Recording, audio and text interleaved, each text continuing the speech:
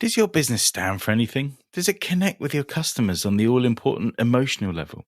Or does it just blend in with the background and not really showcase your passion? Well, if that is the case, you need to be more sea turtle. Welcome aboard, folks, to the Annoyingly Optimistic Show, the go-to destination for the savviest entrepreneurs and business owners who crave a heady concoction of knowledge, inspiration, and a sprinkling of humour. I'm your host, Paul and Skip, here to accompany you on this exhilarating journey through the world of business. Together, we'll venture into the fascinating realm of ideas, unravel the mysteries of success, and equip you with hands-on strategies to worry less, make more, and be brilliant. I'd love to hear from you, so please reach out, comment, or message me to share how you've been helped, inspired, or simply got a fresh outlook. Let's embark on this annoyingly optimistic adventure together. And remember, worry less, make more, and be brilliant. Sea turtles, majestic, resilient, an emblem of nature's dogged determination. Perhaps like me, when your thoughts meander towards these noble seafaring fellows, you think not for their daily water ballet or their likely starring roles in the behind-the-scenes productions of Finding Nemo. Cool dude. No, the image that snaps into focus is of their yearly epic beach invasion, the Herculean struggle to secure the future of their species. Their bold, egg-planting escapades have earned our awe, our respect, and have become an additional boon for the tourism industry. So, let's swim over to your business. What's its image? Its persona? If your only claim to fame is being a superbly competent business, then you've missed out on a golden opportunity. Now, allow me to illustrate, albeit through audio. This is a podcast after all, not a painting competition. Now, imagine, if you will, a beach, low tide, yours truly, resplendent in a three-piece suit, camera at the ready, my breath caught up, ears pricked for the inevitable go signal. Lined up a mere 20 metres behind me, an army of 50 brides sporting tiaras, veils, and the latest in matrimonial footwear, trainers. And beyond this bridal parade, a growing crowd, eager spectators to our merry chase. The signal is given, and off I go, pursued by the betrothed battalion. I glance back, a hint of smirk on my face, feigning surprise worthy of an Oscar. Clicks and flashes echo as we recreate a peculiar version of Baywatch, but with me being chased by a white wave of bridal gowns. Moments later, the chase culminates. I'm surrounded, encircled by the bridal brigade, smiles wider than the Grand Canyon, ice creams in hand for a victory treat. Now hold on, you might be wondering if you've inadvertently switched to an alternative reality podcast. Fear not, you haven't. The event was called Brides on Bognor Beach. It marked the fourth, or maybe the fifth, I lost count, of my madcap charity capers. The goal? To create a calendar chock full of picture-perfect moments with 50-plus brides in an idyllic town setting. You see, I wanted to make waves, to ripple out my influence. My platform, my audience, my passion for community that I was part of spurred me to act, to make a difference. This was my superpower, my equivalent of the turtle's beach egg-laying. My identity, my mission became undeniable, unmistakable. Over a decade, I dabbled in a vast array of charity events, portrait marathons, elf ambles, Halloween parades that painted the town orange. Imagine 900 spookily dressed denizens having a blast. Coffee mornings, charity vouchers, you name it. Each was more than just a cog in my business strategy. Each was a testament to my resolve to stand out, to be more than just a click, click, smile, please photographer. And guess what? While I rode this wave of success, I witnessed 6 other businesses dissolve into the ether, failing to grasp the essence of what I was sharing here. They simply didn't get it. So ask yourself again, what is it that you stand for? What is your turtle-esque beach egg-laying moment? Now, the turning point for me was an ultimate showdown between my convictions and that sneaky creep of doubt. It's like a gladiator's duel where belief wields a sword and worry wields, well, a worrisome stick. The litmus test for any belief or mission lies not in the calm waters, but in the turbulent storms. When the going gets tough, when the chips are down and everything screams abandon ship, that's when the adhesive of our convictions is put to the acid test.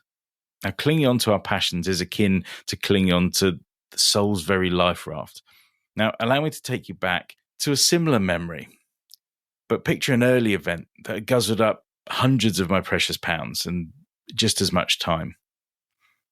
The clock ticked. The event was only hours away. It was the literal calm before the storm. The excitement was tangible. The social media ether was abuzz, and messages of support fluttered in like 1,000 origami birds.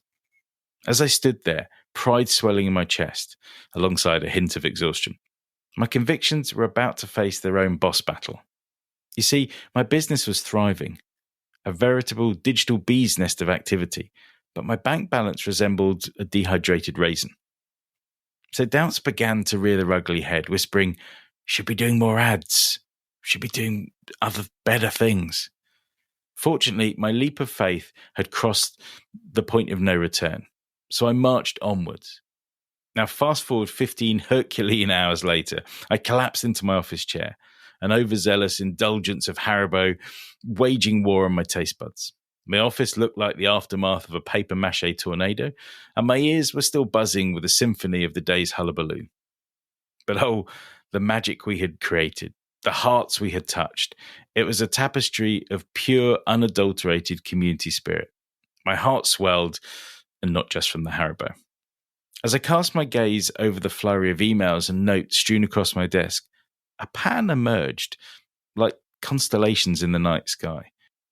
Messages from all corners of the realm held me, not because of my dazzling craft, but because they had seen authenticity in action.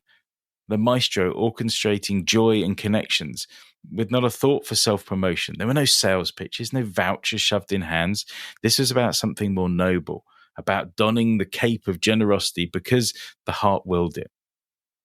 And that was the golden ticket, the secret sauce, the creme de la creme of what we all yearn for, authenticity, the raw unmasking of the soul behind the enterprise. So let's unsheath our convictions and your convictions and charge valiantly into these storms, because in the end, that's where the true treasure lies.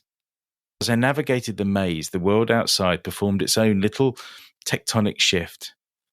I found my compass needle pointing not towards the event particulars, but towards empathy, towards authority, towards standing tall and being accounted for.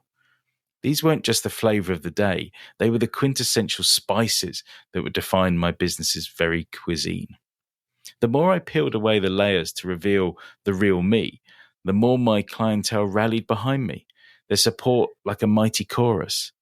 Now, of course, there were and still are naysayers, cocooned in their insular cages, stubbornly adhering to the belief that being very good is the key to the castle.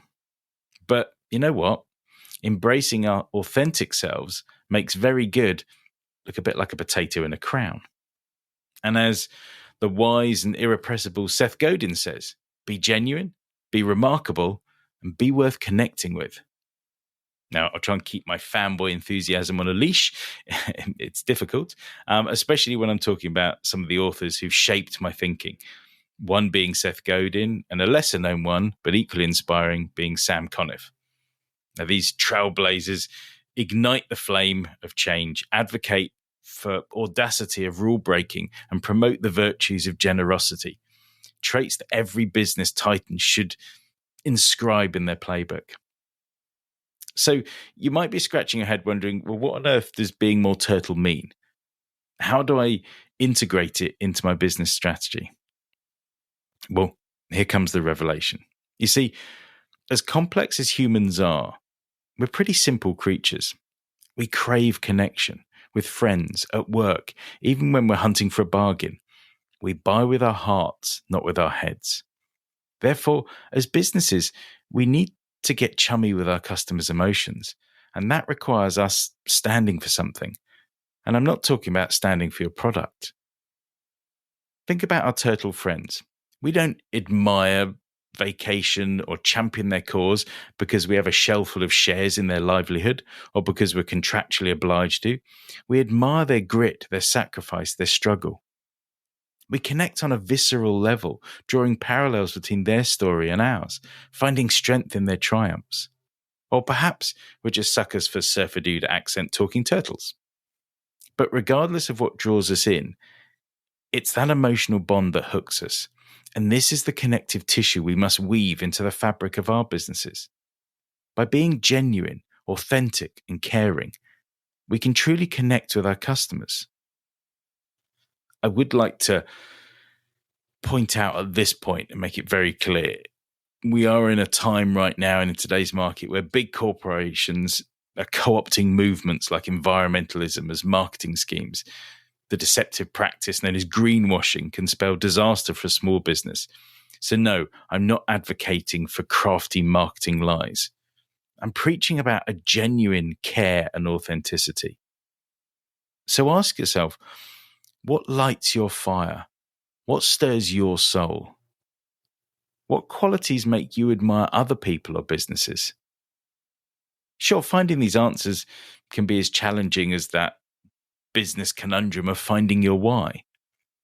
But rest assured, the solution is often wonderfully simple, even if the path to get there may be long and hard, much like the turtle's trek to laying its eggs. Now, before you let the real world, that party pooper, turtle-free world, whisper sweet nothings of self-doubt into your ear, reeling off an endless list of excuses to procrastinate or defer action, pause, not the podcast. Clear your mind of those distractions and focus on your passions. Maybe it is the environment, children's charities, animal rights, natural living, fitness, reducing plastic waste, affordable living, end-of-life care, palliative care, education, feline fandom, or canine companionship. Maybe it's volunteering. What gets your gears grinding? What would you like to give back to? Now, hopefully, there's already some ideas stirring. Now, guard them jealously, because any moment, a killjoy business lizard armed with a clipboard might gatecrash your brainstorming session, insisting that this isn't relevant to your business. Now send that lizard packing, because when you care, your customers will too. And guess what? Even if they don't care, they'll still buy from you. But let's level that up.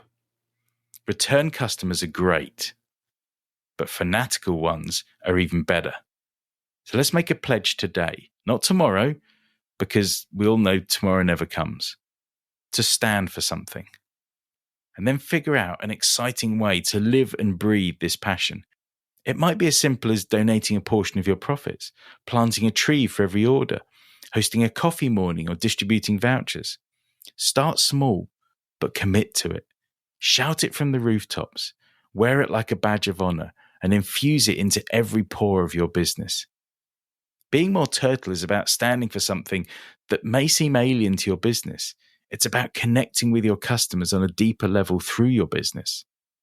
Remember, just as people rally round turtles, if you show up with your authentic mission, customers will do the same for you.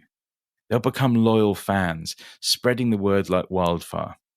Even those who are not customers, when they connect with your passion, they will attract others to help you stand out in a crowded market. Now, reflect on the decisions you make daily. As a parent, sibling, friend, turtle enthusiast, grandparent, partner, spouse, how many of those choices are guided by connection, empathy, and emotion? Sure, money talks, but emotion shouts louder. Let emotion, let your true self, let connection drive others. In the end, being more turtle is about swimming against the current and embracing the authentic you to create a deeper connection. And who knows, maybe you'll find your business swimming in an ocean of success, accompanied by a convoy of turtles. Now, if I can go rogue for a minute, and I promise it won't be more than 60 seconds, I find myself in the throes of another game-changing moment. Come the 1st of July, I'll be rolling out the red carpet for the Million Worry Less Pledge. It's my commitment to alleviate 1 million worries through this very podcast and by dispatching free business solutions, one business at a time. Now, if this piques your interest, go to millionworrylesspledge.co.uk or keep an eye out on social media to find out more. Now, this endeavor is about leveraging my knowledge to make a meaningful impact. Now, if your business could use a worryless video with ideas and assistance, then go to that website and add your details. And if my words have sparked inspiration, offered help, or eased a worry, please reach out and we can immortalize your triumphs on my worryless wall. So until next time, remember, you need to be more sea turtle. Well, we're at the end of another fun-filled episode of the Annoyingly Optimistic Show. Here's hoping you found your pot of gold at the end of this rainbow, brimming with insight, inspiration, and ideas to tackle your business dilemmas with a twinkle in your eye and a spring in your step. If you've enjoyed this episode, pass it on. Share the love, leave a review, or reach out and see how we can make your business everything you dreamed it would be. And for a weekly dose of optimism, hop on over to worrylessmakemore.co.uk and sign up for my Worry Less newsletter. Until our next adventure, remember to worry less, make more, and be brilliant.